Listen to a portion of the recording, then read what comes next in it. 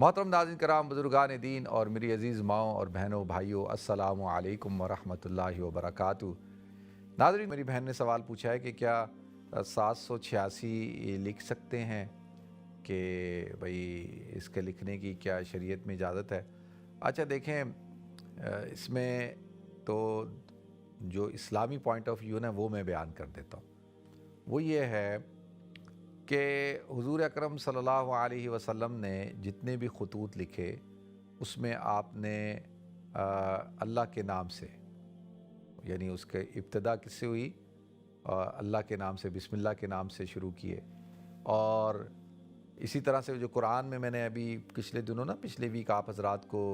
ملکہ بلقیس اور سلیمان علیہ السلام کا وہ بتایا تھا، تو اس میں بھی انہوں نے جو خط لکھا انہ من سلیمان و انہ بسم اللہ الرحمن الرحیم، تو ابتدا اپنے نام سے کی تاکہ جو سامنے والا ہے اس کو پتہ چل جائے کہ بھئی یہ خط کس کی طرف سے آیا ہے۔ اس لیے علماء نے لکھا ہے کہ جب آپ خط لکھ رہے ہوں تو خط میں اپنا نام آپ پہلے لکھ دیں اور اس کے بعد بسم اللہ لکھتے ہیں تو کوئی حرج کی بات نہیں ہے، آپ کو بسم اللہ کی برکات ملیں گی، ٹھیک ہے جی۔ اور اسی طرح حضور اکرم صلی اللہ علیہ وسلم بھی جب خط لکھتے تھے تو آپ بھی اپنے نام سے اور بسم اللہ لکھ کر بھیجا کرتے تھے حکمرانوں کو، یا جب بھی کوئی خط و کتابت ہوتی تھی۔ تو اصل کیا چیز ہے؟ اصل ہے کہ بسم اللہ کی برکات، جو حضور اکرم صلی اللہ علیہ وسلم کی حدیث ہے کل امر ذی بال لم یبدأ فیہ بسم اللہ الرحمن الرحیم فہو ابتر فہو اقطع، کہ کوئی بھی کام شروع کیا جائے اور کوئی ذیشان اور اہم کام کیا جائے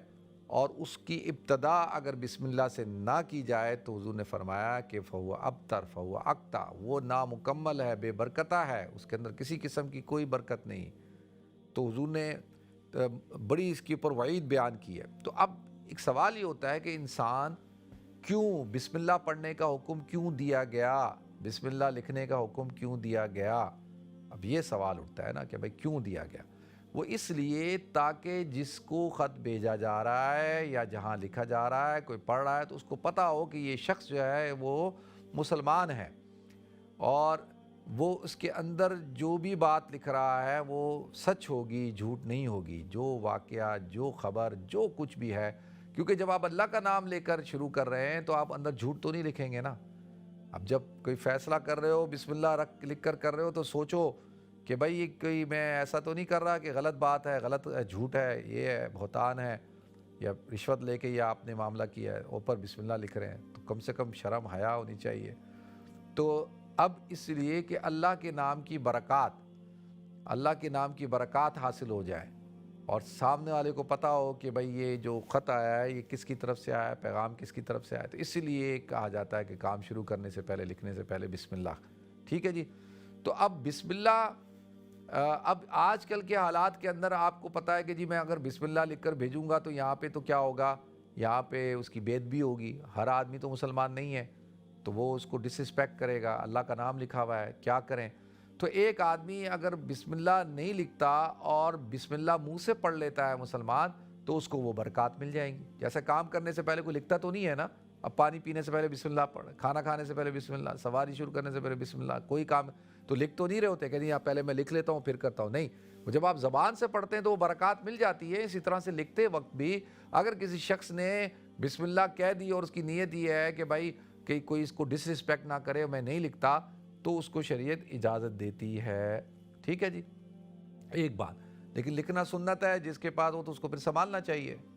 اور کیونکہ جب تک وہ لکھا رہے گا، پڑھا جائے گا، تو زبان سے تو آپ نے ایک دفعہ ادا کر دیا نا، وہ تو آپ نے ادا کر دیا۔ اب سامنے والا جو ہے جب وہ لکھا ہوا ہوگا تو سامنے والا پڑھے گا، جتنی دفعہ پڑھے گا اتنی دفعہ وہ برکات بھی ملیں گی، آپ کو بھی ثواب ملے گا۔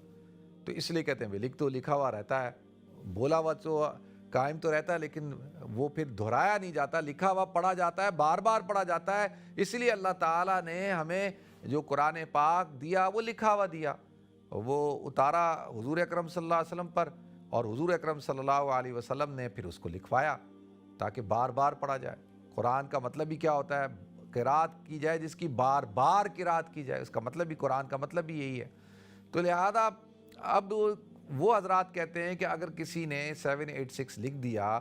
اور یہ کوڈ ہے، اور یہ کوڈ کس بات کا ہے کہ بھئی یہ علم العادات کے تحت بسم اللہ کے عادات 786 عادات بنتے ہیں، تو لہذا ان عادات کو اگر کوئی لکھتا ہے تو وہ یہ اس بات کی طرف اشارہ ہے کہ بھئی یہ بسم اللہ کے عدد ہیں، جو لوگ عادت کو پہ بلیو کرتے ہیں۔ تو وہ کہتے ہیں ٹھیک ہے بھئی لکھ دو، ایک کوڈ تو ہے ہی نا،